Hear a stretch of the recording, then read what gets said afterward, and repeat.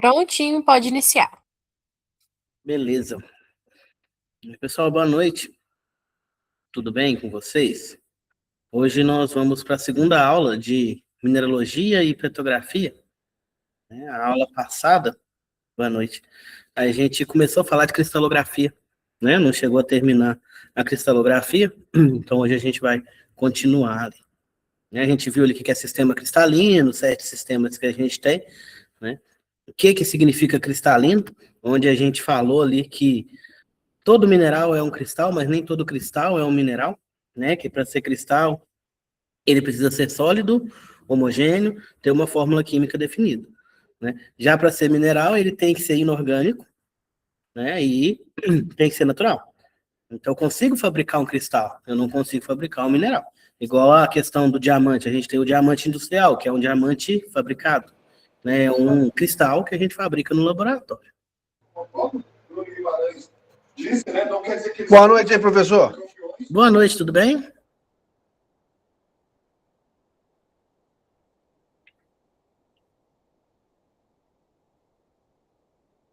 O microfone está desligado. Tudo bem? Boa noite, doutor.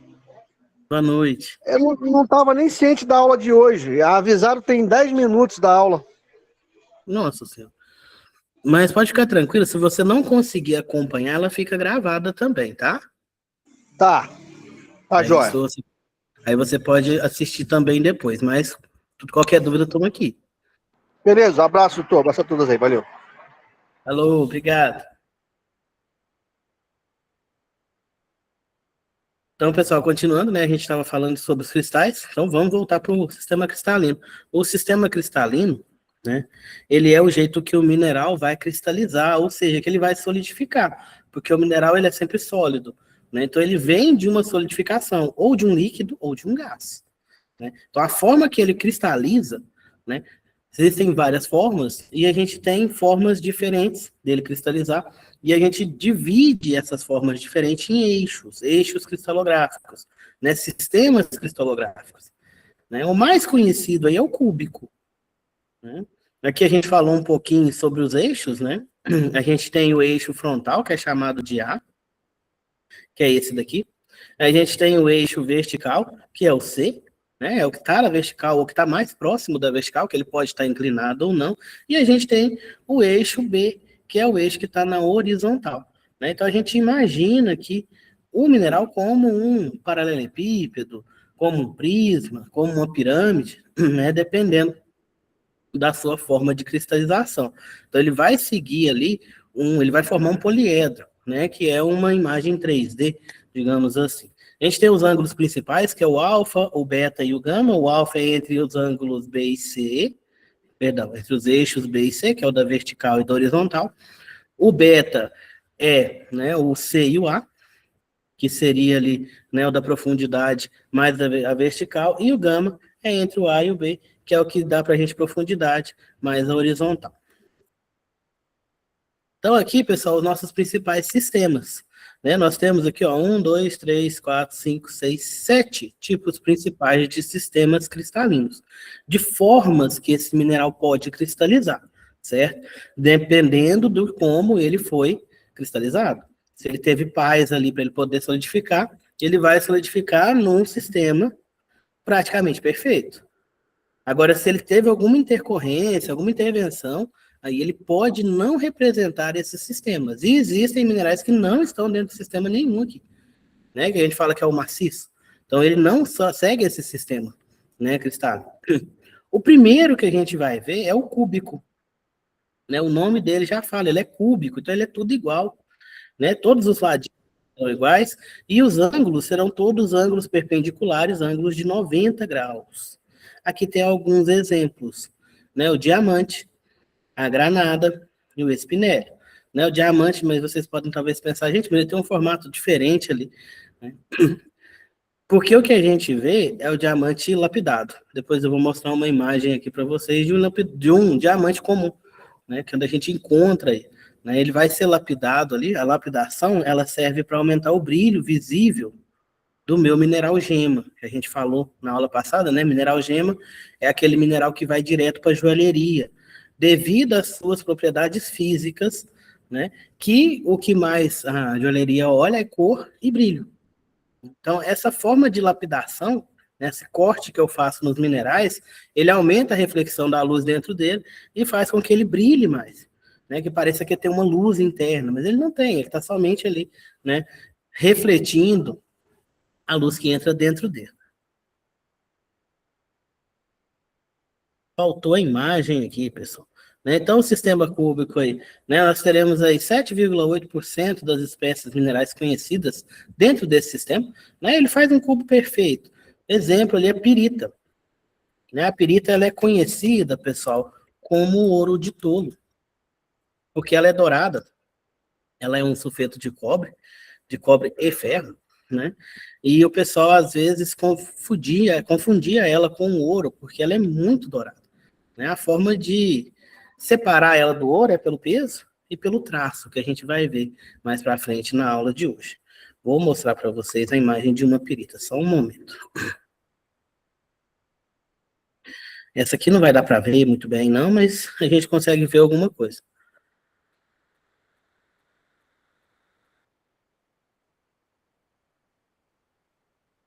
Só um momentinho, tá trocando a tela. Aqui, pessoal, ó, vocês podem ver que aqui a gente consegue ver algo parecido com um cubo. Ok? Aqui é o sistema cúbico. Ah, mas por que não formou um cubo perfeito? É aquela questão da cristalização.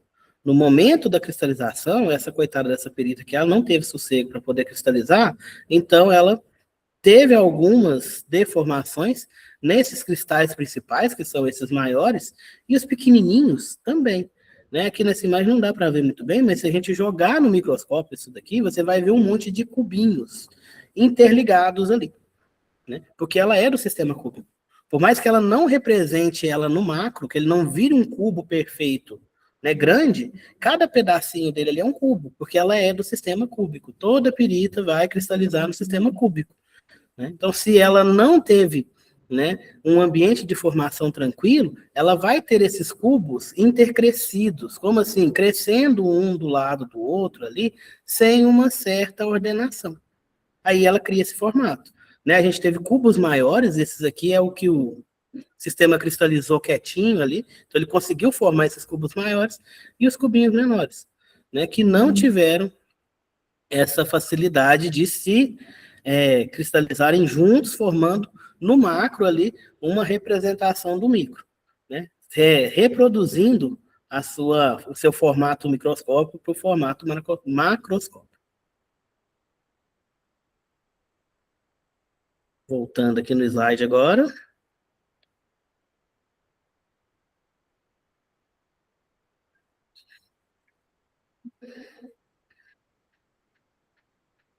Depois do sistema cúbico, a gente tem o sistema tetragonal, né? Ele tem 3 eixos perpendiculares entre si, mas um deles é maior, que é o C. Maior ou menor, tá? Ele é diferente. Aqui eu já tenho uma quantidade maior de minerais dentro desse sistema, né? Ele forma um paralelepípedo, porque ele vai ter um eixo maior do que os outros. Eu vou mostrar para vocês aqui um rutilo, que é um dos minerais que são tetragonais. Vou trocar a tela, só um momento.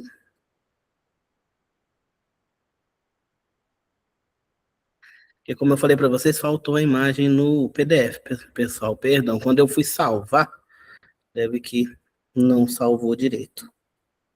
Deve não, certeza, né? Que não salvou.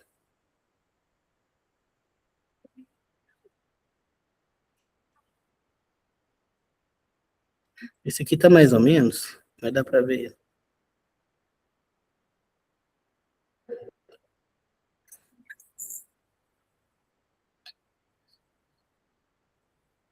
Aqui, pessoal, é um rutilo, né? Ele é desse sistema tetragonal. Se vocês verem, parece que esses lados aqui são iguais, tá vendo? Né? Esses eixos aqui, ó, têm o mesmo tamanho. Já esse eixo que está aqui na profundidade, ele é menor do que os outros. Né? Aqui, logicamente, ele está lascado, ele está quebrado, né? A gente vê que assim, ele foi, né, tadinho, judiado ali, mas ele tem esse sistema tetragonal, né? Onde eu tenho dois eixos de mesmo tamanho e um terceiro eixo de tamanho diferente, podendo ser maior ou menor. Nessa amostra aqui, a gente tem um eixo menor.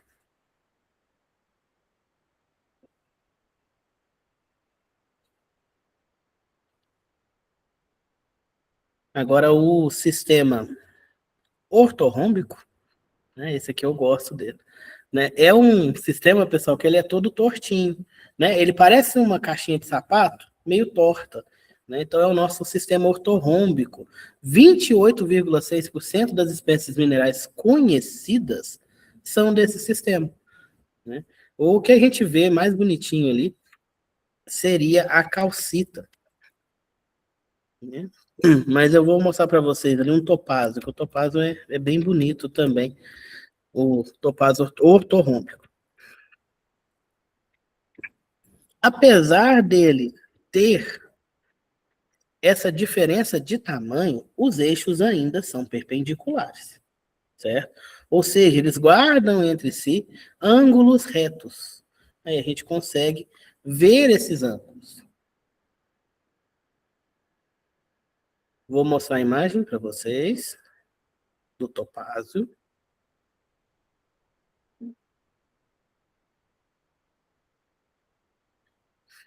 Vocês vão ver aqui na aula todo mineral que eu vejo, eu falo que é bonito, gente, mas é porque, né, acostumei, eu gosto muito da área aí. Então, para mim, todo mineral é bonito, não tem um mineral feio. Né? Aqui, pessoal, olha no topázio. Aqui a gente vê que a gente tem aqui, ó, os eixos de tamanhos diferentes. Aqui eu tenho um eixo, aqui eu tenho outro, e aqui eu tenho outro, certo? Ficou torto aqui, mas tem o eixo. Porém, eles têm um ângulo de 90 graus entre eles, ó, um ângulo retinho. Então, esse aqui é o sistema ortorrômbico. E esse aqui é um topázio. Né? Aqui está intercrescido com outra espécie mineral, né? Mas o topázio está aqui. Ó, o João Paulo falou que ele é colecionador. Bom demais. Uma hora manda foto das amostras pra gente. Eu tinha um monte, só que aí algumas se perderam aí. Mas eu ainda tenho algumas. Depois manda foto para nós. Isso aí, João Paulo. Obrigado. Talvez se você deixar, eu uso até as imagens no slide da aula.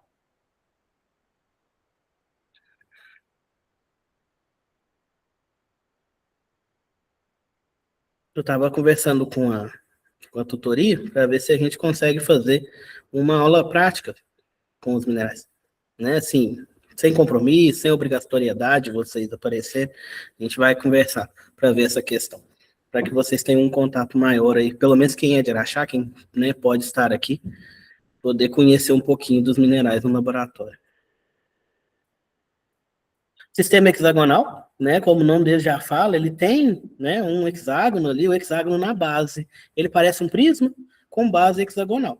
Ele vai ter os ângulos A e B, os eixos A e B de mesmo tamanho, porém o C é diferente. Né? A gente fala que tem uma simetria senária, ou seja, se eu girar ele, eu consigo ter a mesma imagem 6 vezes. Então ele é um prisma hexagonal. Né? Então, a gente tem 7% dos minerais conhecidos dentro desse sistema. Um mineral aí muito importante que a gente tem aqui na nossa região é a apatita, né, que é um minério de fósforo ali, de fosfato. E a gente tem também uma gema, que é o berilo. Né? O que é esse berilo? Não sei se vocês vão lembrar da aula passada. Mas o berilo, quando ele é bonito, tem uma cor bonita e uma boa reflexão, ele vai ser a esmeralda, que a gente conhece, né, como esmeralda ali na joalheria, o nome comercial dele. Mas o mineralzinho chama berilo. E outra coisa, gente, é berilo, tá? Que tem um elemento químico que chama berílio. O berilo, que é o mineral, ele é um óxido de berilo, que é Perdão, o berilo, que é o mineral, ele é um óxido de berílio, que é o elemento químico que está na tabela periódica, que é um elemento que o símbolo dele é o Be. Vou mostrar o berilo para vocês. Teve uma novela que tinha um cara que chamava Berilo também. O pessoal conhece muito por causa disso. Esse aqui não é gema, né? A gente vê que ele não tem aqui, né, as características físicas para ser uma gema, mas, né, ele é um berilo, né? Aqui tá meio ruinzinha a imagem, mas ele formaria aqui um hexágono, gente, na base dele, né? E ele tem 6 faces. Aqui a gente consegue ver 3, ó, e do outro lado tem mais 3. Então, esse daqui é o berilo de forma hexagonal, né? Se ele fosse verdinho, mais cristalino ali, mais cristalizado, ele seria considerado uma gema. Quando esses minerais que poderiam ser gemas e não são gemas, né, aparecem, a gente encontra eles acabam virando mineral industrial, que a gente viu, ele vai direto para a indústria, para ferramenta de corte, né? O berilo é um exemplo dele. Gente, a minha câmera tá dando um pitizinho aqui. Voltou. Né? Então, o berilo, por exemplo, ele é usado em ferramenta de corte. O berilo, o diamante, né? Porque ele vai, a gente vai ver na aula mais para frente aí, que ele tem uma propriedade que é a dureza bem alta.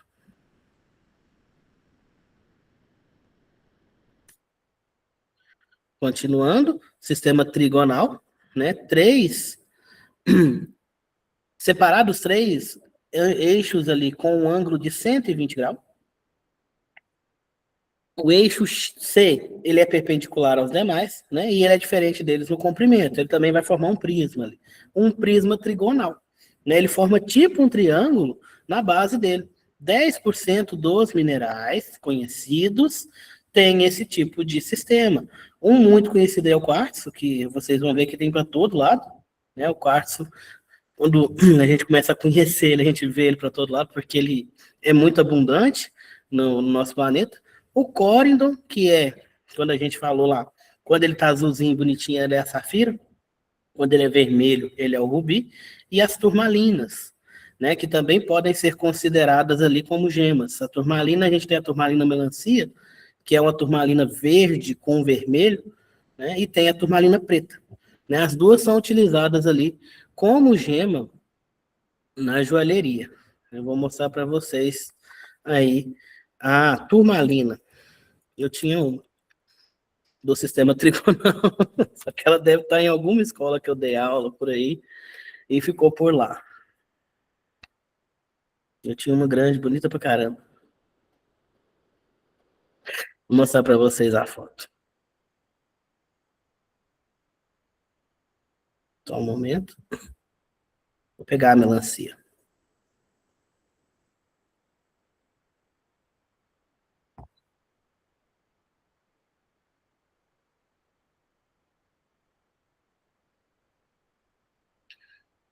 Essa aqui, gente, é a turmalina melancia, né? Essa daqui tá um pouquinho mais roxeada, mas a gente vê aí as turmalinas melancias mais avermelhadas aqui e aqui verdinho, tá? De novo, né? Ela tá virada, não dá pra gente ver, mas se a gente conseguisse ver ela de outro ângulo, ela estaria formando um triângulo aqui, ó, na base dela, né?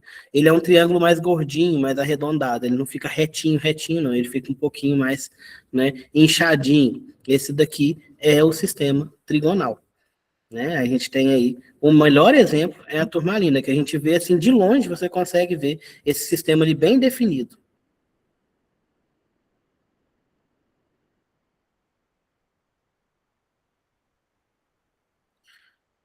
O sistema monoclínico também tem 3 eixos, os ângulos dele tem 2 ângulos de 90 e um diferente.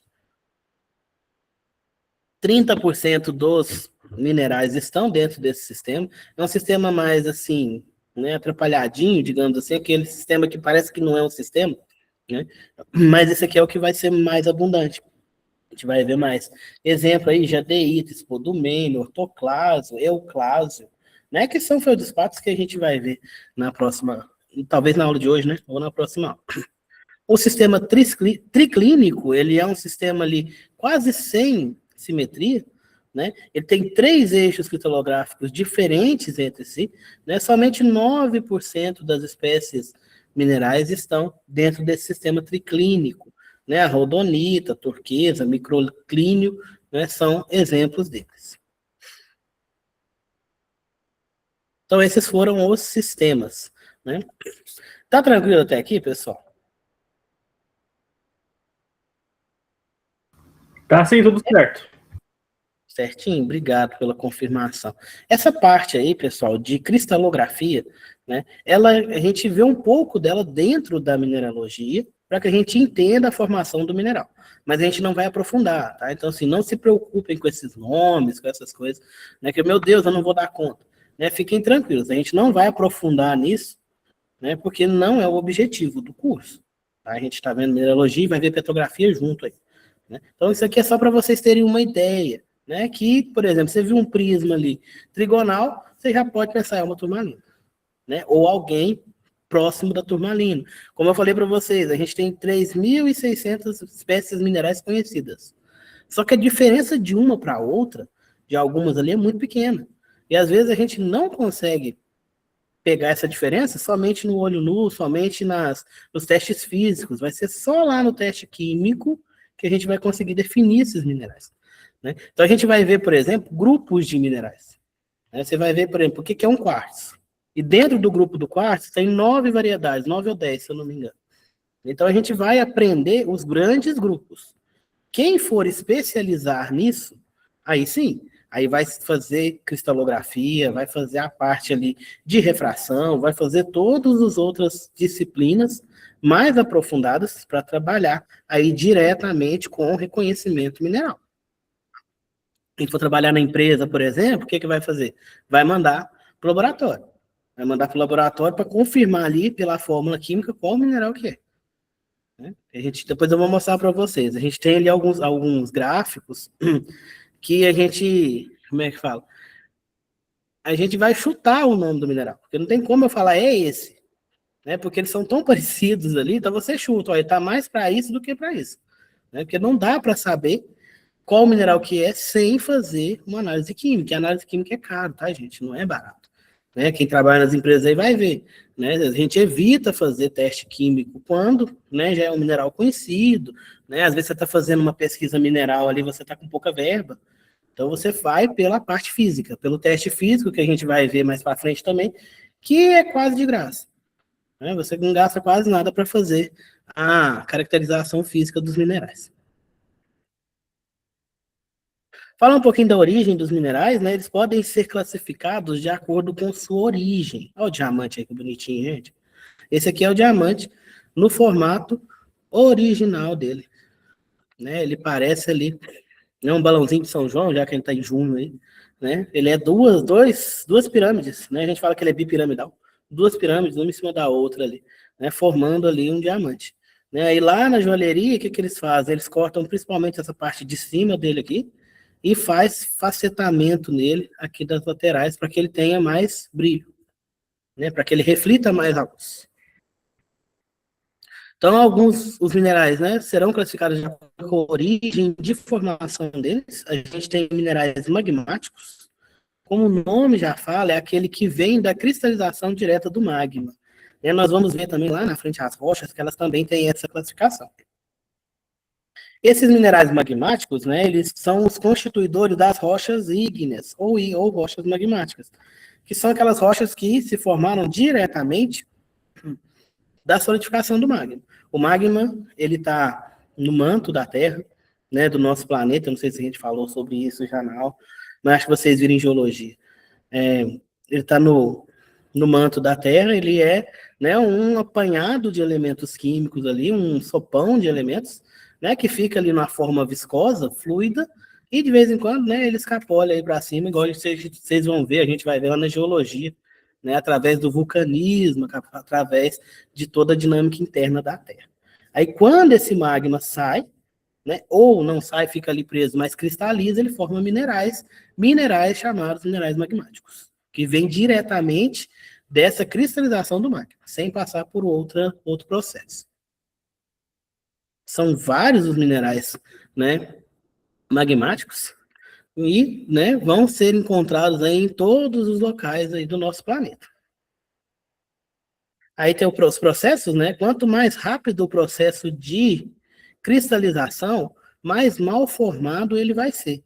Igual a gente estava falando dos sistemas cristalinos, Eu falei para vocês, se o mineral tiver sossego para ele poder cristalizar, ou seja, se ele se cristalizar em um ambiente calmo, onde ele não sofre intercorrências, que ele se cristalize devagar, ele vai formar cristais mais definidos, cristais mais bonitos, cristais mais dentro dos sistemas que a gente vê, repetindo ali, né, o que era no micro para o macro. Agora, se for a cristalização rápida, talvez ele nem forme minerais que a gente possa ver a olho nu. Né? Nós vamos ver isso nas rochas. Tem rocha que você não vê mineral nenhum, porque ela cristalizou rápido demais. Você sabe que existe aquele mineral ali por causa da constituição química dela, mas visualmente você não vê. Né? Então, quanto mais rápido for o processo de cristalização, menor vai ser as fases cristalinas, ou seja, eu não vou enxergar os cristalzinhos dele. E maior o volume de material não cristalino. Exemplo aí que a gente tem a obsidiana, que é conhecido como vidro vulcânico. Ela parece um quartzo, mas não é. Né? Ele é um magma que resfriou rápido demais e formou uma espécie de um vidro. Ele nem é um mineral, se a gente for parar para olhar, porque ele vai ser meio amorfo. Minerais metamórficos, esses aqui já originam principalmente da ação da temperatura e pressão da Terra, do planeta, né, litostática ali, formando ali minerais na sua parte metamórfica, ou seja, eu tenho compressão entre duas rochas ali. Durante essa compressão, eu vou ter uma alteração de temperatura, eu vou ter uma alteração de pressão que vai influenciar na formação do mineral. Então, tenho minerais que serão formados somente nesse tipo de ambiente, né? Ambiente com alta pressão e alta temperatura. Né? Um exemplo de um mineral que acontece muito aí é a granada. A granada, ela é uma gema, certo? E ela também é utilizada ali como mineral industrial. Ela é uma rocha perdão. Ela é um mineral que a gente só encontra em rocha metamórfica. Dificilmente, né? Peraí, vamos mudar para... A gente encontra 90% das vezes em rocha metamórfica. Muito difícil a gente ver ela em outro tipo de rocha. Que ela pode, né, ser levada ali para uma rocha sedimentar. Minerais sublimados, né, são aqueles minerais que serão formados através da cristalização de um vapor, de um gás, certo? Ou da interação de vapor com as rochas por onde ele passa. Quando vai ter ali uma erupção vulcânica, né, eu vou ter todo um fluido quente passando pelo conduto vulcânico, né, eu vou ter vapores quentes, então esse vapor ele vem carregado de elementos químicos na forma gasosa e quentes, que vão interagir com quem está do lado ali, formando minerais, que são os minerais sublimados, certo? Exemplo aí é o enxofre.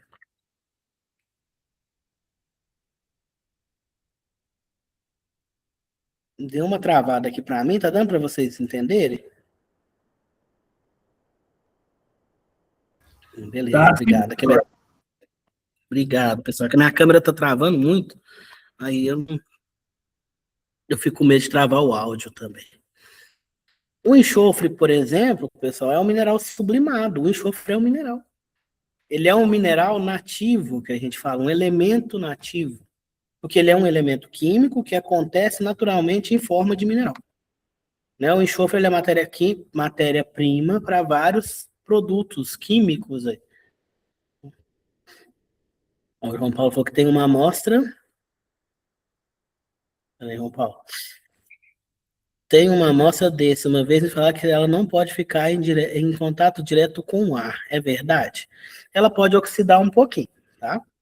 Então, assim, não é que ela vai, né, destruir tudo. Você não pode deixar ela em contato com o calor, né? Porque com o calor ela queima e ela solta um gás que não é bom para a saúde. Tá? Mas em contato direto com o ar, ela vai oxidar um pouco, porque o oxigênio vai reagir com ela e vai formar o SO. Né? Aí ela pode escurecer, né? E fica mais feinha. Né? Mas você não pode aquecer ela, porque aí o gás que ela solta é um gás, né? Um gás ácido, se ela for aquecida. Alguns minerais, esses sublimados, obrigado, João Paulo, por falar aí, né? Esses sublimados, outros minerais que são, né, de evaporização, que a gente vai ver aqui a formação dele, ele não é bom ficar, né, ao ar livre ali, por causa da presença tanto do do oxigênio, que pode oxidar ele, e da umidade do ar. Né? A gente vai ver, por exemplo, o sal de cozinha, ele é um mineral, ele não pode ficar, né, exposto, porque ele vai minando a água nele, ou seja, ele vai puxando a umidade do ambiente, ele vai se acabando, ele vai liquefazendo. Né? Então, alguns minerais também sofrem com a questão da umidade do ar. Aí, quando está no laboratório, a gente deixa ele no dissecador, que é um ambiente preparado ali, é um equipamentozinho que você coloca, deixa ele ali fechadinho, né, e ele vai puxar ali a umidade do mineral, deixando ele num ambiente completamente seco, sem umidade.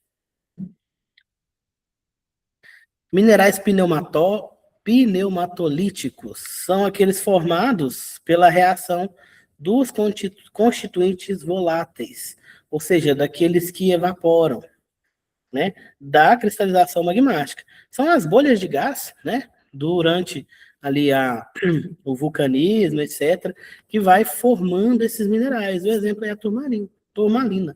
Essa turmalina aqui, ela é uma turmalina que foi cortadinha. Se ela não tivesse sido cortada, a gente conseguiria ver direitinho o formato dela ali no sistema trigonal. Minerais formados a partir de soluções, que a gente chama de evaporitos, né, são aqueles que eram um líquido, né, uma espécie de uma água cheia de elementos químicos dissolvidos, a água vai embora e fica esses elementos, aí formam minerais, né, onde a gente tem essa evaporação do solvente. Um exemplo é a gipsita. Quem que é a gipsita, né? Antigamente, bem antigamente, a gente escrevia no quadro com giz, né? Aqueles giz de quadro branco, né? Hoje em dia as crianças ainda brincam um pouco com esse giz. Né? Esse giz é feito de gipsita. O gipsita também é a matéria química do gesso, a matéria-prima do gesso que a gente utiliza. Né? São um exemplo desses minerais evaporíticos, né? Que vêm da evaporização das águas, né? Dos solventes que a gente tem dessas misturas em alguns locais. Para formar eles, o ambiente tem que ser um ambiente tranquilo, né? Bem tranquilo, de água tranquila, de solução tranquila e muito quente, porque aí o solvente, né? Que é a água, o líquido, vai evaporar e vai ficar somente o que estava dissolvido ali. A nossa alita aqui também, ó. Ela é um exemplo. Alita é o sal de cozinha. É o sal de cozinha que a gente come, né? O nosso é marinho, mas é um mineral evaporítico.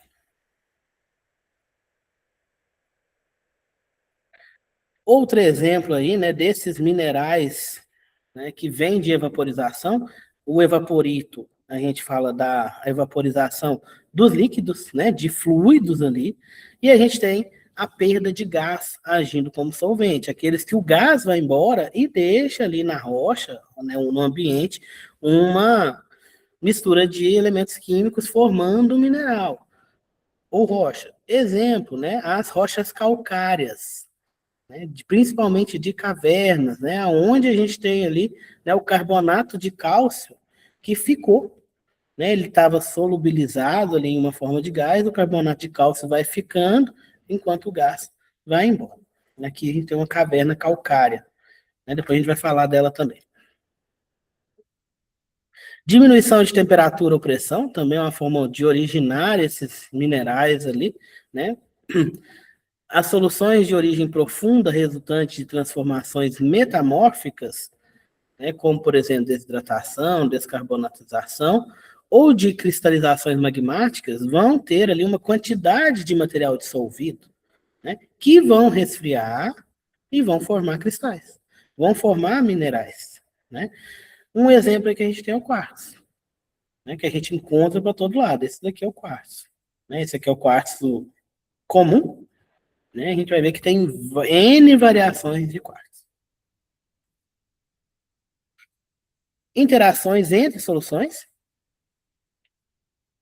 Quando eu tenho soluções diferentes que entram em contato ali, e algumas misturas dessa solução não mistura com a solução da outra, elas são insolúveis, aí formam minerais. Né? Exemplo de mineral aí vai ser a barita, que ela é formada ali quando eu tenho um encontro de uma solução com sulfato de cálcio e outra com carbonato de bário. Aí o SO e o CO, perdão, o CO vai embora, né? Forma o CaCO3, que é o carbonato de cálcio, e fica barito, que é o BaSO4. Depois vocês vão ver isso mais para frente. Interação de gases com soluções, né? Exemplos aí, né? A gente tem a pirita, a calcopirita, eu vou passar um pouquinho mais lá, que a gente não consegue terminar, tá, pessoal? Ação de organismos vivos, né? Quando os bichinhos fazem ali, né? Os minerais ou cristais, igual a gente falou da concha, né? Dos bivalvos, dos animaizinhos do mar e dos rios ali, são cristais, né? Mas não são minerais porque, né? São feitos pelo bichinho. E agora a classificação. Classificação dos minerais. Vamos lá. Como eu tinha falado um pouquinho antes, nós não vamos poder ver as 3.600 espécies minerais conhecidas, né? Então a gente vai ver os grupos principais, né? Essas espécies foram separadas em grupos de acordo com as suas propriedades, né, e suas semelhanças, né? Semelhanças de propriedade, tá? Às vezes semelhança física não tem nenhuma, mas a de propriedade, né, vai ser a mesma. Essa classificação aí foi feita pelos primeiros mineralogistas que tiveram ali, e a gente utiliza até hoje, né? A gente utiliza até hoje para poder classificar esses minerais, né? Sabendo pelo menos a qual grupo ele pertence, eu consigo dar um chute mais certeiro ali, mais assertivo de qual mineral é aquele. Ou talvez até falar qual mineral que é mesmo, certo? Porque tem uns ali que você bate o outro, não, esse aqui não tem jeito, ele é mesmo. Né? Tem outros que já tem a fórmula química mais parecida ali, você fala, ou é isso ou é isso. Nós vamos ver aqui mais para frente. Primeiro grupo ali, os elementos nativos. O que são esses elementos nativos, pessoal? Como o nome já fala, ele acontece, o elemento químico, sozinho na natureza, né? Exemplo maior que a gente tem, o ouro. O ouro ele acontece em forma de pepitas, em forma de veios, em forma de filões, né? Ou disseminado assim, em minerais, igual a gente está vendo nessa imagem. E ele é o elemento químico ouro, ele não tem mistura nenhuma. Antigamente, a gente achava pepita de ouro, né? Achava aquelas, se chama de batata, né? Aquelas pedação de ouro, agora não acha mais, porque o ouro é muito utilizado, né? Mas ainda existe o ouro nativo, só que em pequena quantidade. Aí a gente vai ver aí em outras disciplinas, por exemplo, o tal do teor, né? Onde uma mina de ouro vai ter um teor de 3 gramas por tonelada. O que significa isso? Dentro de 1 tonelada de material, eu vou conseguir só 3 graminhas de ouro. Eu vou ter que fazer um buraco, tirar 1 tonelada de terra para tirar 3 gramas de ouro. Só que é rentável, porque o ouro é tão caro que ele paga essa retirada. Aqui, ó, nessa imagem, por exemplo, o que interessa para a gente é só o ouro aqui. O restante não interessa. Certo? Que a gente viu lá na classificação, o que é minério, o que é estéreo, lembra? Então, o ouro aqui vai ser o mineral minério, que é o que eu quero.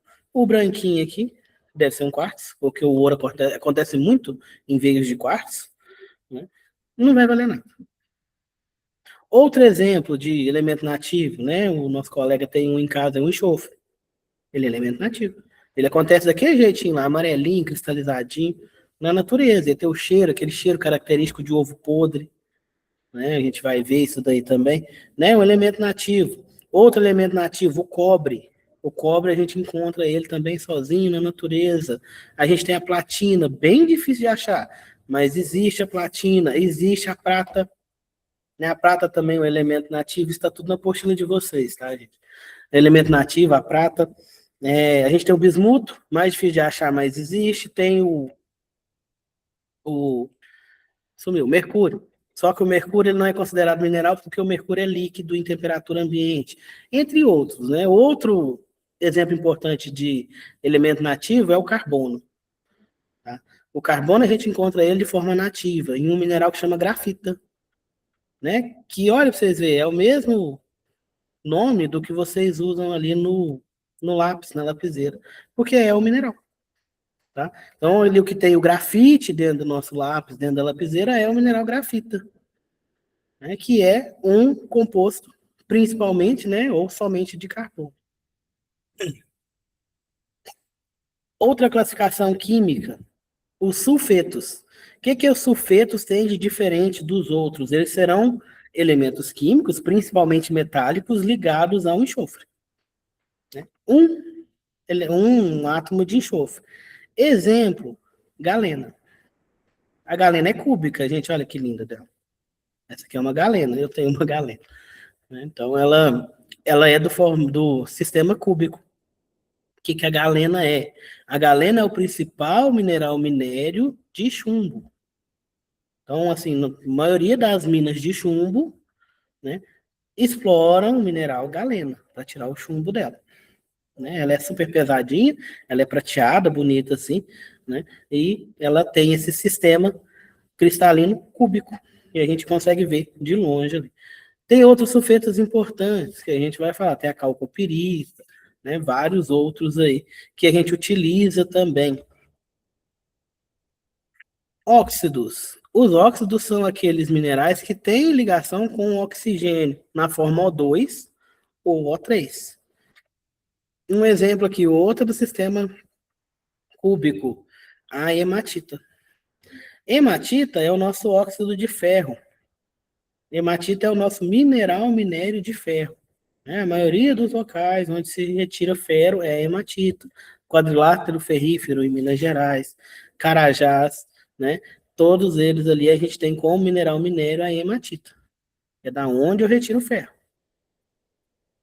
Ok? Tem outros óxidos, tá? O quartzo, por exemplo, ele é um óxido. Só que a gente vai ver que existe tanto quartzo que eles separaram ele ali num grupo só. Né? Então a gente tem óxido de cobre, óxido de enxofre, óxido de ferro, óxido de chumbo, tem vários outros, nós vamos ver também mais para frente. Aloides, né, são aqueles que têm, por exemplo, aqui flúor. A gente tem a fluorita, que é um que tem cálcio e flúor. Nitratos, né, são aqueles que eu tenho ali o NO3, né, juntamente com ele. Exemplo aí, o salitre, né, que é um nitrato de potássio. Né, o K aqui é potássio. Temos os boratos, que são aqueles, né, que vão ter boro na sua composição. Um exemplo aí, o bórax. Os carbonatos são aqueles formados por CO3. Né? Então, a gente tem aqui um exemplo de um carbonato de cobre, que é a malaquita, né, que é, né, CuCO3. Essa daqui é a malaquita. Sulfatos, né, nós temos aqueles minerais que têm ligação com SO4. A barita, ela também pertence ao grupo dos sulfatos. Ah, professor, mas eu tenho mineral que pertence a dois grupos. Sim.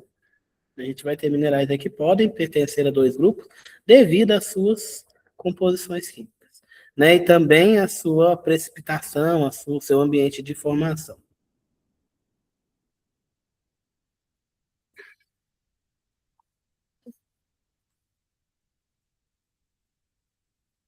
Os wolframatos e molibdatos, né?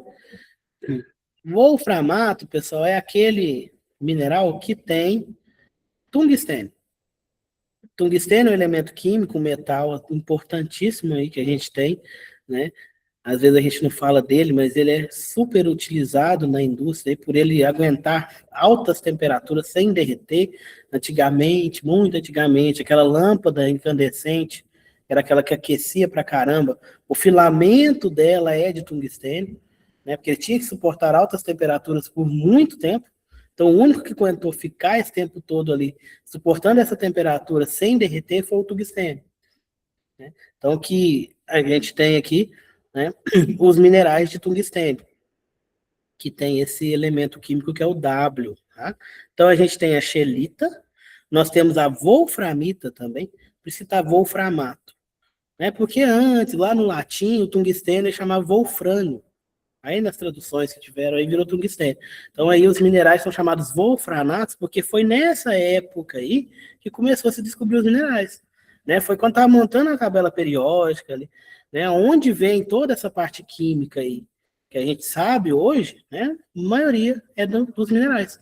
Porque é o nosso ambiente né? O que a gente tem ali para tirar essa matéria-prima aí são os minerais, né? Então é da onde vem principalmente ali os nossos elementos químicos.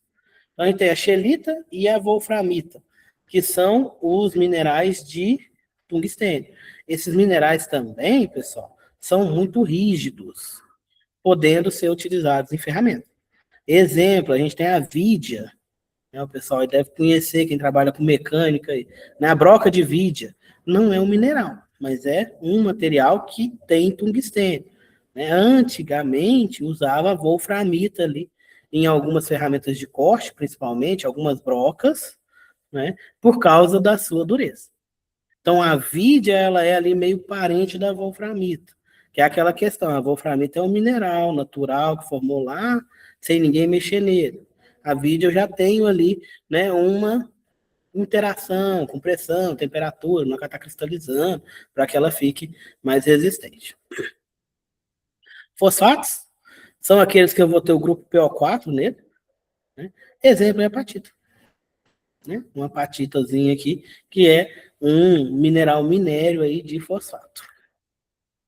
Ó, a Jaque está falando, coroa de vidia para sondagem também, né? Essas ferramentas aí de corte, de broca, né? A parte da sondagem também utiliza, né? Essa questão aí da vidia, que ela é mais barata que o diamante, e a dureza é próxima do diamante, né? E ela é mais abundante do que o diamante, é mais fácil fazer ela do que fazer um diamante industrial. Obrigado, Jaque. Silicatos. Um grupo importantíssimo, gente. A maioria dos nossos minerais estão nesse grupo dos silicatos, né? Lembra que a gente falou que a gente tem muito silício no nosso planeta, né? Então, nós temos um grande grupo aí formado de minerais que tem o silício em sua composição, que serão silicatos. O nosso representante principal é o quartzo, que vai ser ali uma base de SiO2, silício e oxigênio. Tá? Esse quarto aqui está diferente, ó. Esse aqui já está, né, mais roxeadinho. Por que que ele está mais roxeadinho, pessoal? O que que vocês acham?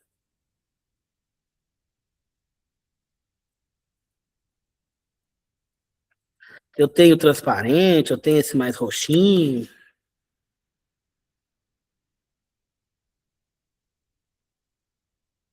Ninguém? Então vamos lá. A base do quartzo é o SiO2, certo? Se ele for só SiO2, ele vai formar aquele quartzo transparente, que parece um vidro, né? Completamente transparente, lindo ali. Ele é só SiO2. Se ele tiver qualquer outro elemento ali junto com ele vai ter alteração de cor, de forma, né, de cristalização e tal. Aí ele muda sua cor, o seu formato, mas continua sendo um quartzo, porque o elemento que tem ali é muito pouquinho, né? Eu tenho ali 1 milhão de SiO2 e vou ter 2 tungstênio ali.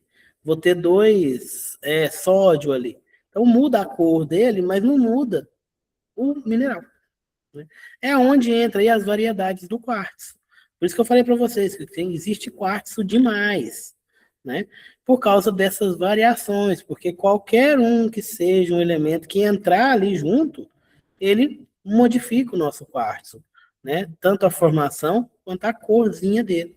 Então a gente vai ter várias variedades de quartzo. Eu quero mostrar uma imagem para vocês mais bonitinha aqui, né? Com algumas variedades. Vou pegar uma imagem bonitinha aqui. Que não seja exagerada, porque tem umas que o pessoal exagera demais. O problema tá pequeno.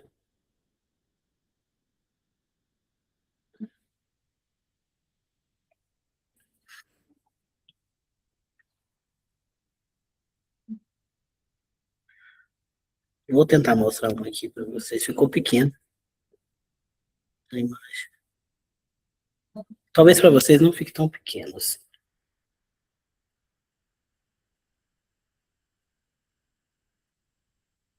Tá pra cá. Ó, aqui a gente tem algumas variações do quartzo. Tudo isso aqui é CO2, só que com alguma coisinha que chegou ali, né, de intrometido e mudou a cor do nosso quartzo. Nossa, não tá dando nem pra ler, gente, socorro. Vamos lá, vamos pegar esse aqui, ó. Esse aqui todo mundo tá vendo ele, que é um quartzo rosa. Então existe o mineral quartzo rosa, né? Que tem um elemento químico ali que fez ele ficar rosa. Agora eu não vou lembrar qual que é, gente, mas depois eu mando a tabelinha para vocês. Qual o elemento que fez ele ficar cor de rosa? A gente tem aqui ó, o olho de tigre, olha que bonito dele. Né, o pessoal faz muita joia com ele. Não chega a ser joia porque ele é barato, né? Mas o pessoal faz muito. Não é bijuteria também. Né? Eles fazem ali umas correntinhas, brinco com esse olho de tigre, que ele é muito bonito. Né? E ele é mais fácil de encontrar, assim, não é tão baratinho, mas é mais barato do que uma esmeralda, é mais barato do que, né, uma gema. Então esse aqui é o nosso olho de tigre, ele vai ter essas camadinhas de cor diferente, variando ali entre o amarelo e o dourado. Certo? Aqui a gente tem a calcedônia, que é uma variação de quartzo que ela forma ali como se fosse bolinhas. Igual a gente tem a ágata aqui embaixo também, né, que é outra variedade do quartzo, que também vai formar ali, né, desenhos ali de cores diferentes, de acordo com a sua cristalização. Essa daqui é legal, a história dela e do ônix, que também é outra variação de quartzo, porque eles formam a partir de bolhas de SiO2. Então essas bolhas vão resfriando e vão cristalizando. Por isso que faz essa diferenciação aqui, e ele fica mais arredondadinho, porque é uma bolha de gás que está solidificando e formando os minerais. A gente vai ver também ali a questão dos geodos, onde a gente tem essa cristalização.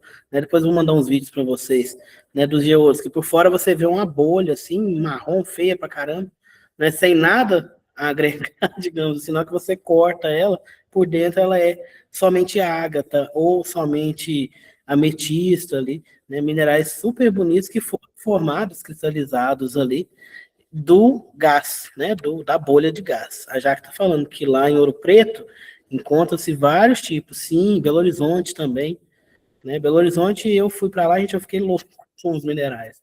Eu fui numa loja de minerais, eu queria levar a loja inteira. Eles fazem muito, porque lá tem demais esses minerais. Né? Então o pessoal trabalha muito com artesanato com os minerais da região, e são minerais muito bonitos. Né? Lá diz que é baratinho também, né, Jaque, para comprar.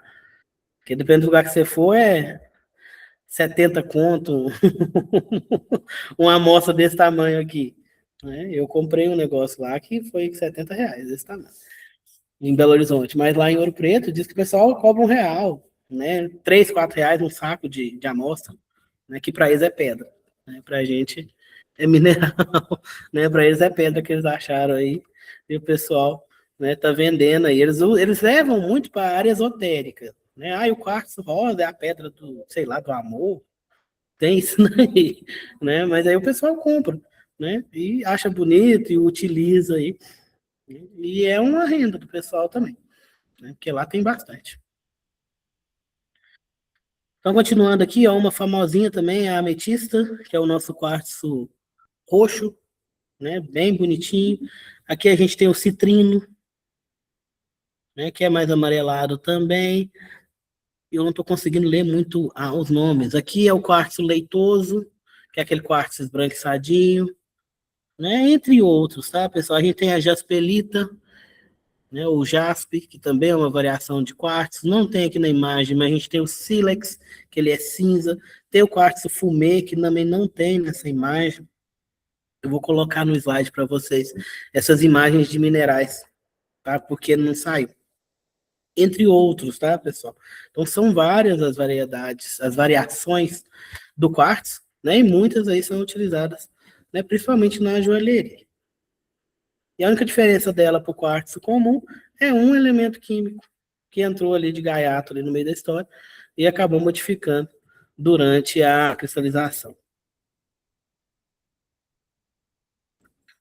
Outra Outro grupo dentro da classificação de silicatos são os feldispatos.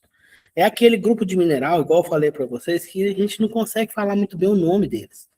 Porque se mudar um ou outro elemento, ele muda de nome, né? Então, o pessoal que vai estudar mineralogia a fundo, que vai especializar em mineralogia, aí vai ter tabelas ali para falar, não, esse aqui é um microclínio, esse aqui é uma albita, é não sei o quê, né? Porque vai conseguir ali, com as variações, dar o nome correto dele, né? Em cima ali, certinho.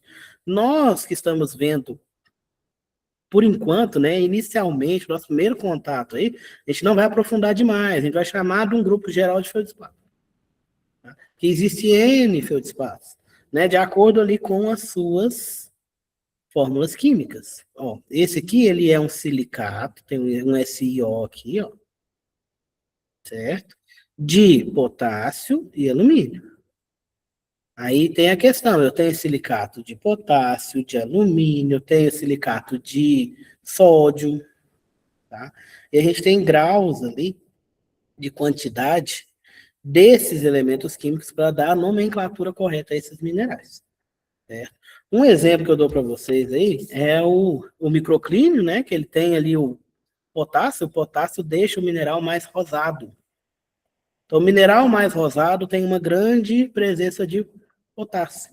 Aquele sal rosa do Himalaia, que o pessoal fala que é bom para a saúde, não sei o quê, não sei o quê. Sal que dá até para vaca também, sal de potássio, ele é rosa, por causa do potássio. O potássio deixa ele rosadinho. E a gente vai ter os feldspatos, né, de sódio. O sódio deixa ele mais branco. Quanto mais sódio tem o mineral, mais branco ele vai ser. A gente tem um mineral que chama albita, que ele é um silicato de sódio. Ele é um feldspato que tem sódio, silício e oxigênio somente na sua composição. Né? Então a albita já tem esse nome porque ela seria albina, né? De tão branquinha que ela é. Eles chamaram ela de albita, que é um feldspato de sódio. Então a gente tem essas variações dentro do grupo de feldspatos. Para a identificação dos minerais, né, a gente vai olhar as propriedades deles. No início dos estudos, pegava propriedade somente física e morfológica, ou seja, propriedade que a gente consegue ver, né, peso, cor, brilho e ambiente de formação morfológica. Né? Com o tempo, né, veio a questão química também. Mas, inicialmente, a gente vai ver aqui a nossa identificação dos minerais através das propriedades físicas, né? Igual foi feito antigamente. Tá? Para que vocês tenham uma base. Tá? Igual eu estou falando para vocês, existem 3.600 minerais, para que vocês entendam pelo menos qual grupo é qual. Né? Aí depois, manda para análise química, você já manda para uma análise mais acertada. Eu sei que é um feldspato, mas eu não sei qual deles que é. Vou mandar para análise química para ver qual desses feldspatos que é. Ou eu sei que é um silicato, eu sei que é um quartzo, mas eu quero saber o que mais que tem nele. Né? Que aí você já manda orientado, porque, gente, esses testes químicos, eles pegam por elemento. Né? Ele vai calibrar a máquina dele ali para ele pegar por elemento. Se você mandar para lá e falar, eu não sei nem do que se trata, ele vai testar tudo. Quanto mais elementos, mais caro fica. Né? Então você já manda o mais acertado. Né? Já manda ali, ó, eu sei que é um feldspato. Então já manda falando que é um feldspato, que eles vão testar somente elementos químicos que possam estar no feldspato. Não vai testar outros. Né? E a análise vai ficar mais rápida também. Dentro da indústria, numa pesquisa mineral, a gente precisa de rapidez. Né? Por isso também que a gente vai aprender essa parte da identificação por propriedade física, porque em campo é o que vocês vão ter em mãos no momento. Né? Esses instrumentos que a gente vai ver aqui para testar as propriedades físicas dos minerais. Isso funcionou por muitos e muitos anos. Tá? A química veio somente para complementar, para dar certeza ali, para bater o martelo de qual mineral eu estou falando, de qual classe eu estou falando. Certo? Hoje em dia existe muita coisa, né? Existe muita tecnologia, mas essa questão das propriedades físicas ainda, né, é a principal arma aí dos geólogos, dos técnicos em mineração e geologia que trabalham aí na identificação tanto de minerais quanto na pesquisa mineral. Então, nós vamos ver as características que são utilizadas para fazer essa identificação, que é o hábito, transparência, brilho, cor, traço, dureza, fratura, clivagem, densidade relativa, geminação e propriedades elétricas e magnéticas. Essa aqui, elétrica, já fica um pouquinho mais complicada para a gente, né? Mas a magnética a gente consegue testar. Tranquilo até aqui, pessoal?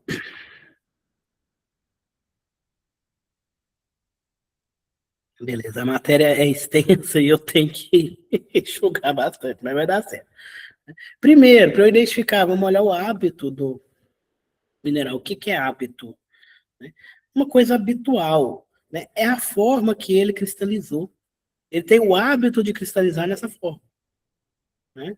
Então, nós temos ali o hábito, né, cúbico de um mineral, que tem a ver com o sistema cristalino que a gente viu. Então, a limonita é um tipo de mineral que vai cristalizar mais no formato cúbico. A galena é um mineral que vai ter o hábito cúbico, porque ela vai cristalizar mais em forma de cubo. Tá? Mas não precisa preocupar com o triclínico, não sei o que, não. São poucos nomes que a gente tem de hábito, tá, gente? O primeiro tipo aqui é o cúbico, que forma um cubo, e a gente tem o prismático. Independente se é hexagonal, trigonal, pentagonal, independente, formou um prisma, que é algo alongado ali, ele vai ser hábito prismático. O quartzo é prismático, o berilo é prismático, a turmalina é prismática, né? A barita é prismática, a apatita é prismática, independente do tipo de prisma que ela forma, né? Todas têm o hábito prismático, porque ela tem o hábito de cristalizar em forma de prisma. Ok? Depois eu vou colocar os outros tipos de hábito aqui para vocês. A gente tem, né, o cúbico, prismático, a gente tem o maciço, que é aquele que não tem formato de nada, né, um hábito maciço. Então eu vou colocar aqui para vocês na apresentação. Outra propriedade física que a gente tem é a transparência, né? Nós temos minerais que absorvem ou não a luz, né? Então nós temos aí diferenças de transparência entre os minerais. Eu tenho mineral transparente, opaco e translúcido, né? Ali tem um exemplo de um diamante transparente. O que significa transparente? Transparente é que você consegue ver do outro lado. Você vê perfeito, sem nenhuma distorção, né? E existem minerais que são translúcidos. O que é translúcido? O translúcido você vê sombra, silhueta. É igual a gente tem vidro aí. A gente tem vidro translúcido e vidro transparente.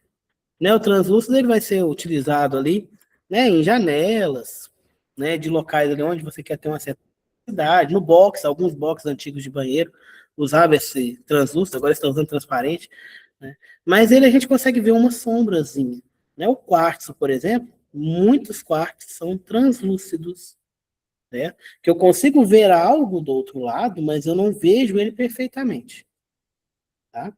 E a gente tem o opaco. O opaco é aquele que você não vê nada do outro lado, né? Se eu pegar uma folha de papel e colocar aqui, ela é opaca, porque eu não consigo ver do outro lado. Então, isso daí é transparência. Então, os minerais podem ser transparentes, translúcidos ou opacos. Certo? Brilho. Trata-se da quantidade de luz refletida pela superfície de um mineral. O mineral que reflete mais de 75% da luz vai ter um brilho metálico. Nossa, como é que eu vou saber 75% da luz? Esquece, tá? Isso aqui é só uma forma de definir. O que é o brilho metálico? Aquele brilho de metal. O brilho parece de metal mesmo.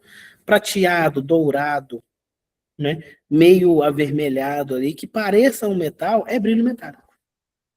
Aí a gente tem ali a galena, ela tem um brilho metálico, ela é super prateada. A pirita tem um brilho metálico, dourada, né? Então, isso é o brilho metálico. Dentro do metálico tem ali suas classificações, né? Submetálico, que é aquele que está meio fosquinho, mas ele ainda é metálico, dentro metálico. Outro tipo de brilho é o vítreo. É aquele brilho que parece vidro.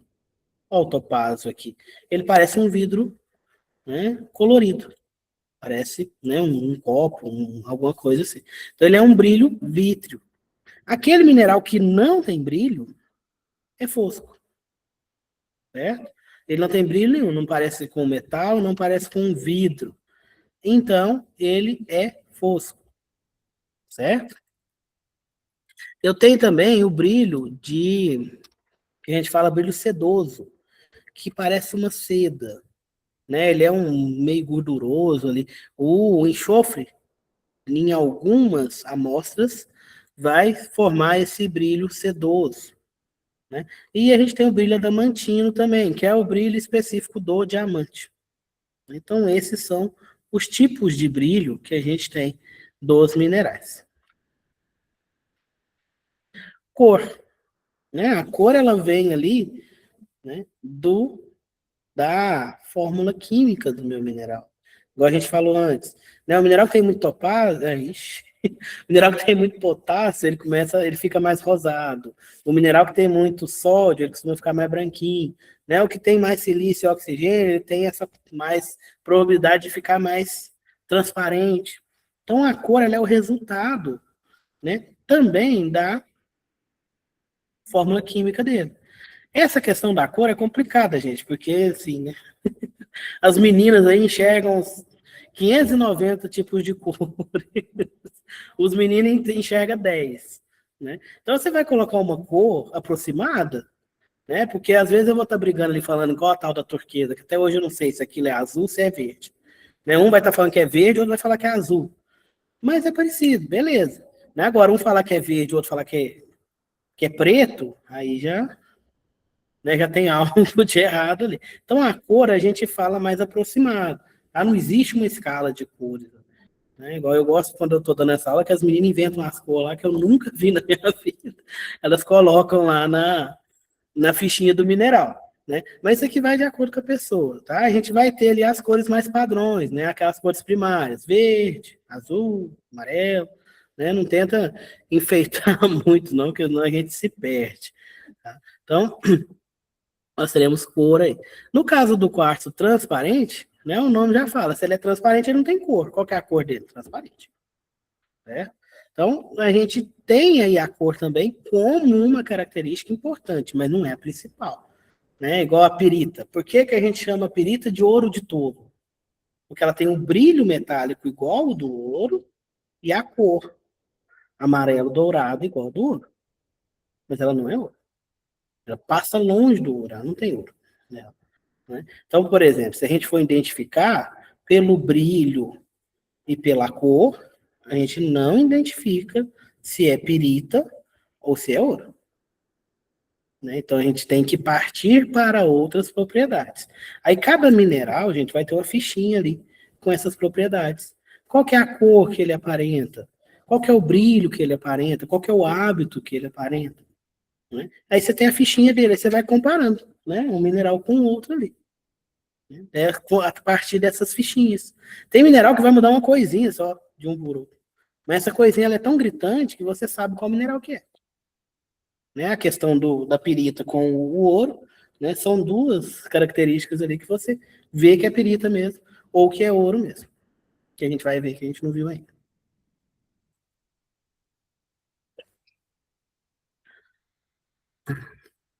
Aqui alguns minerais, gente, para a gente ver a cor. Ó.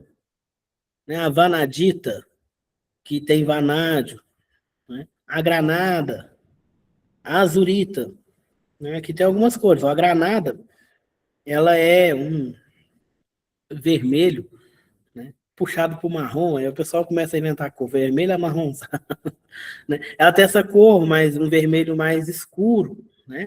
A vanadinita, ela já é um vermelho mais claro, né? A azurita aqui, ela tá bem puxada ali para o azul petróleo, mas ela é mais azuladinha, né? O quartzo, ele vai ser transparente. O topázio, a gente tem ele rosa, tem ele transparente. O berilo vai ser verde. Vamos lá. A barita, ela pode ser verde, pode ser vermelhada, dependendo do elemento que tem nela. A apatita tem a apatita azul, que é linda, linda, linda, e tem a apatita que já é mais amarelada, né? Então a gente tem essas cores aí, né, dos minerais, né? Nem tudo que é vermelho é granada, nem tudo que é dourado é ouro, né? Mas, né, você já tem ali um norte, você já sabe, né, dessa cor aqui pode ser uma granada. A granada ela acontece nesse formato aqui também, pessoal. Né? Ela parece uma bolinha ali, né, toda quebradinha. Isso daqui é o formato natural dela. Só que a gente vai achar ela pequenininha, bem pequenininha, dentro, né, das rochas metamórficas ali. O traço. O traço é importante, né? O que é o traço, gente, de um mineral? Ele é a cor do pó do mineral quando a gente risca uma porcelana. Por incrível que pareça, nem sempre a cor do mineral vai ser a cor do traço, certo? Não coloquei aqui, mas eu vou mostrar uma imagem para vocês. Tem mineral que por fora tem uma cor, na hora que você puxa o traço, é outra cor diferente. O traço é o que a gente consegue diferenciar a pirita do ouro. Porque a pirita, quando eu passo ela na porcelana, ela vai deixar um traço cinza escuro. Enquanto o ouro vai deixar um traço dourado. Então, né, algum louco lá resolveu riscar uma porcelana com os minerais e viu que minerais diferentes têm traços diferentes. O pozinho que ele deixa na porcelana, né, são de cores diferentes. Tá? Vou mostrar uma imagem aqui para vocês.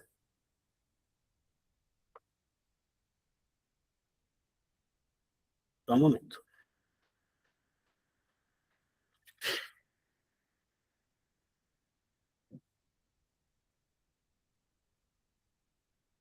Aqui, ó, nós temos aqui alguns minerais e o seu traço. Aqui a gente tem, né, aqui embaixo, vamos falar primeiro. Nossa senhora, tá muito pequena a imagem. Vamos pegar essa daqui, que eu fiz uma seta. Essa daí é uma galena. A galena, ela vai ter um traço, né, da cor mais cinza chumbo.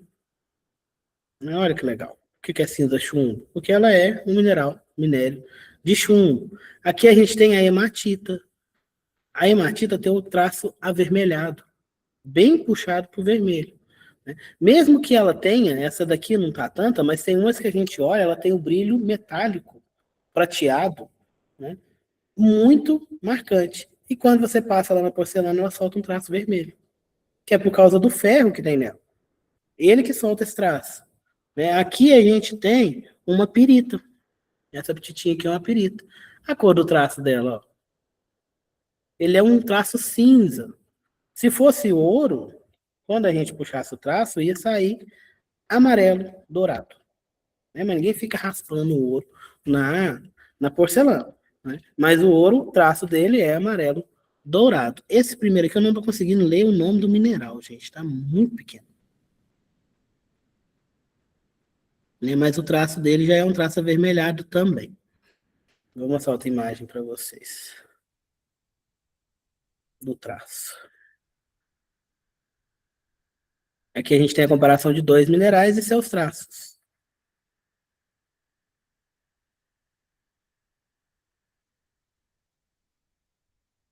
E é parecido o traço, olhem para vocês verem. Né? Os dois têm uma cor avermelhada, mais avermelhada de traço, né? Marrom avermelhado. Porém, um mineral é cinza e o outro é vermelho. Então, o traço é uma característica importante. É uma característica que você consegue separar a pirita do ouro, a hematita da magnetita, nós vamos falar delas. Hematita e magnetita são dois minerais que contêm ferro. Somente a hematita eu consigo tirar o ferro dela, né, industrialmente falando e rentavelmente falando. A magnetita não. Ela é um mineral de ferro, tem bastante ferro nela, mas eu ainda não tenho tecnologia para retirar esse ferro da magnetita, me trazendo lucro, porque igual o nome dela já fala, magnetita, ela é magnética, ela gruda em tudo. Então eu vou usar ela nas máquinas ali, eu vou rodar dentro do moinho, ela gruda no moinho, ela gruda nas bolas do moinho e vira aquele inferno, a tal da magnetita. Então ela é difícil de trabalhar, ela é pesada demais. Então o mineral minério que a gente trabalha com o ferro é a hematita. E a hematita e a magnetita, as duas acontecem juntas, né? Bem próximas ali. Aí a gente faz o traço. O traço da magnetita é preto. O traço da hematita é vermelho. Logicamente, na magnetita para hematita, você joga um ímã ali, você vai conseguir diferenciar. A gente vai ver a questão do magnetismo. Mas o traço é diferente das duas. Essa imagem aí, essa cinza aqui, né, no caso ela é uma magnetita mais cinzenta, mas a gente tem as magnetitas mais pretinhas, tá? E aqui uma hematita, que é mais avermelhada. Também existem hematitas prateadas, tá, gente? Elas têm essa formação aí de cores devido ao ambiente de formação, né, processos que elas passaram. A hematita, quando ela está oxidada, né, é como se ela estivesse enferrujando, por isso que ela fica avermelhada. Solos muito vermelhos, avermelhados, são solos ricos em ferro, porque o ferro começa a oxidar. Quando ele começa a oxidar, ele traz essa cor avermelhada. Se eu pego uma hematita que não foi oxidada, ela é completamente prateada. O pessoal faz muito chaveiro delas. Eu mesmo tinha, né? Quebrou. Eu comprei um anel de hematita, a coisa mais linda do mundo, completamente prateado, só que quebrou numa semana, né? Porque ela não é tão resistente. Mas aí ela muda de cor através da oxidação. Então pode ser vermelha e ser uma hematita, pode ser prateada e ser uma hematita. Mas o traço sempre vai ser vermelho, tá, gente? Até na que é prateadinha, quando você passa, o traço é vermelho. Continuando.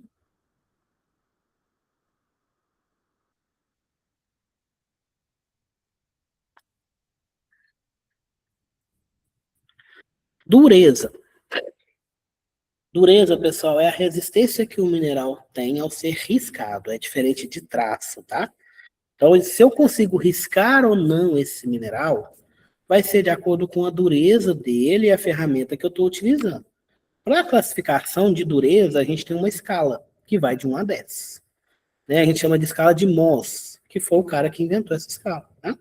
Então, ele colocou ali 10, o valor, né, da dureza mais alta que existe, e uma dureza mais baixa. Tá? E pegou minerais para servir de referência. Então não tem uma medida certa, não é uma ciência exata, tá? Essa questão de dureza. Né? Ele fez assim, ele pegou os minerais e foi fazendo comparação entre um mineral e outro. Aí ele criou essa escala de Mohs, que são 10 minerais, cada um com uma dureza. Né? Então ele pegou ali o mais molinho de todos, que se você passar a unha nele, ele raspa tudo. É o talco. Então, o talco tem dureza 1, porque ele quase não tem resistência quando eu tento riscar ele. Com palito de dente, com a unha, com qualquer coisinha, ele vai começar a esfarelar. Então, ele tem uma dureza muito baixa. Outro mineral que tem a dureza 1 é a grafita. Né? A grafita também tem a dureza 1, ela é muito baixa a dureza dela. Tanto que a gente utiliza ela como lubrificante. A gente vai ver, depois eu vou falar para vocês, né, das propriedades da grafita, né, porque além dessa questão dela ter uma dureza baixa, ela é formada por lâminas de carbono que ficam deslizando umas sobre as outras, então ela é um ótimo lubrificante, porque essas plaquinhas de carbono vão deslizando ali, né, e lubrificam as partes ali dos metais que você está trabalhando. O mineral que tem dureza 2 é a gipsita. Né? Então a gente tem ali dureza 2. A calcita, dureza 3, ela é mais durinha. Fluorita, dureza 4. Apatita, dureza 5. Ortoclásio, que é um feldespato, dureza 6. Olha o quartzo aqui, que bonitinho. Eles colocaram 7, mas o quartzo está ali no 6,5, tá, gente? Mas beleza, deixa 7 aqui. O topázio, dureza 8. O corindon, que é, né, a nossa safira, 9. E o mineral mais duro, o elemento mais duro que existe ainda, é o diamante.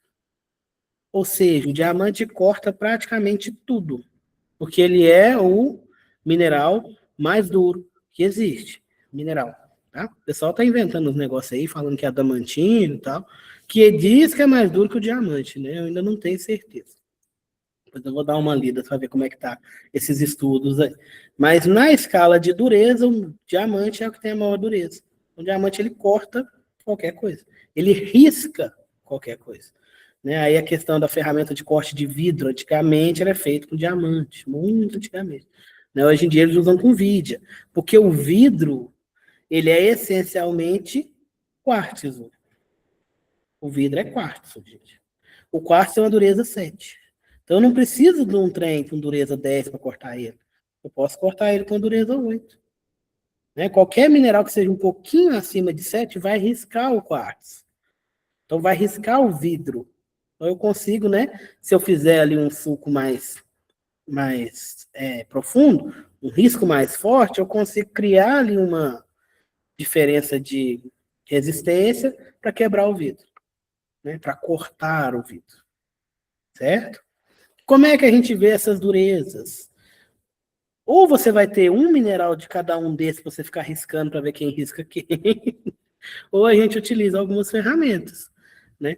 A unha, que todo mundo tem, né? Passar a unha no mineral para ver se ele risca. Unha no mineral, nunca mineral na unha, tá, gente? Não corta a unha, o dedo, corta tudo fora, né? Dependendo da força que você passa. Então, passar a unha no mineral. Se riscar, a dureza do mineral, né, é menor que 2, ou igual a 2. Unha natural, tá, gente? Nessas unhas de gel que as meninas têm, não. Essas unhas eu não sei qual que é a dureza dela, não. Né, unha natural vai ser mais ou menos 2,5 a dureza dela. Então, a gipsita eu ainda consigo riscar com a unha. A calcita eu não consigo. Né? Alfinete tem uma dureza 3,5. Então, a calcita eu consigo riscar com um alfinete. Lâmina de aço, um canivetezinho, né? Tem a dureza, olha para vocês verem, um aço tem uma dureza de 5 a 5,5. Bem menor que o diamante. Então, se eu passar a lâmina em um mineral, né, e ele riscar, ele vai estar com a dureza abaixo de 5. Agora, se ele não riscar, a dureza dele é maior do que 5. Dureza 7, a porcelana. Então, a porcelana tem dureza 7. O quartzo não risca a porcelana, porque os dois têm a dureza parecida. Minerais que têm essa faixa de dureza, entre 6 e 7, não deixam traço, porque o traço é o risco na porcelana. Então, se eu não consigo fazer esse risco na porcelana, eu não consigo tirar o traço. Então, o traço a gente tem essa limitação. Vou vocês perguntarem para mim, qual que é a cor do traço do topázio? Não sei. Porque não dá para tirar traço dele. Qual que é a cor do traço do córdano? Não sei. Não dá para tirar o traço dele, porque eles riscam a porcelana, por terem dureza maior do que a porcelana. Certo? Então, assim que a gente vê essa dureza. A dureza vai ser relativa. Vai ser sempre mais duro que ou menos duro que. Quando a gente for classificar, inclusive no livro que a gente utiliza, no livro texto e o livro que a gente usa de referência para identificação de minerais, a gente vê a dureza como algo relativo. Então, dureza é relativo, ou é mais duro que ou menos duro que. Não tem como eu colocar o valor específico ali. Certo? Tá dando para entender, pessoal? Só mais um para encerrar a aula de hoje, né? A fratura. Né? O mineral ele quebra de uma forma parecida. Né? A gente tem minerais que vão sempre quebrar de um jeito. Isso é fratura. Né? Um exemplo aí de mineral que tem uma fratura muito evidente é o quartzo. Ele lasca de uma forma que ele faz lascas conchoidais, né? Como se fizesse conchinhas. Fica meio arredondado. O vidro é desse jeito. Quando lasca o vidro, ele fica meio arredondadinho. Isso daí é a fratura dele. Né? Uma fratura conchoidal. Porque ele tem essa tendência a quebrar desse jeito, a lascar. Eu tenho fratura irregular, que é quando ele quebra de qualquer jeito. Eu tenho fratura serrilhada, que ele quebra como se fosse uma serrinha. Né? E isso daí vai me servir para comparação entre minerais. A bendita da calcita, que é um carbonato, e o quartzo são parecidos quando são prismáticos. Então, eu já peguei, assim, quartzo e calcita idêntico. Uma forma de olhar é a fratura. A fratura do quartzo, ela é conchoidal. Existem outras formas também, para ver se é calcita ou quartzo. Eu errei isso na minha prova de mineralogia quando eu fazia o técnico. Né? Meu professor quase esfregou o mineral na minha cara, porque eu falei que a calcita tinha uma dureza maior do que o vidro, e não tinha. Né? Então, né, eu aprendi isso daí na marra, pessoal. Então, a gente usa de todas as formas de identificação, todas essas propriedades, para separar qual mineral que é qual. Porque, às vezes, a olho nu a gente não consegue. Então, um exemplo é a fratura do quartzo em forma de concha. Né? A da calcita já não é. Né? Então, a gente consegue ir diferenciando. Né? Uma ou outra característica vai ser diferente de um mineral para outro, e você vai conseguir, né, identificar qual que é, né? Ou dar um chute mais próximo de qual mineral seria. Né? Eu queria comparar um silicato com carbonato, eu quase apanhei na época do professor. Né? Mas brincadeira, gente, ele é, né, um amor de pessoa. Eu conheço ele até hoje, trabalhei com ele até o ano passado aí, né? Tudo que eu sei de geologia, mineralogia, eu aprendi com ele. Pessoal, né, nosso tempo já está finalizando e a parte de clivagem eu vou demorar um pouquinho mais para explicar. Então, eu vou deixar ela para a próxima aula, tá? Na próxima aula, a gente termina essa parte de identificação e vai para as espécies, né, minerais e de rochas também, a parte da petrografia, para a gente identificar as rochas através dos minerais. Certinho? Vocês têm alguma dúvida? Não, tá tranquilo. Certo. Então, pessoal, eu vou mandar o slide para tutor, eu vou mandar o slide do jeito que ele tá, para vocês já irem adiantando. Depois eu vou mandar um material que tem, né, as imagens de alguns minerais e suas características, né, já separadinhos, para que vocês tenham para consultar depois. Tá? Eu tirei do livro do Manual de Mineralogia, né, então eu vou mandar para vocês aí, para vocês terem um norte, tá? Para ajudar vocês no momento da identificação. Então, muito obrigado, pessoal. Boa noite e até a próxima aula. Qualquer dúvida, eu estou à disposição.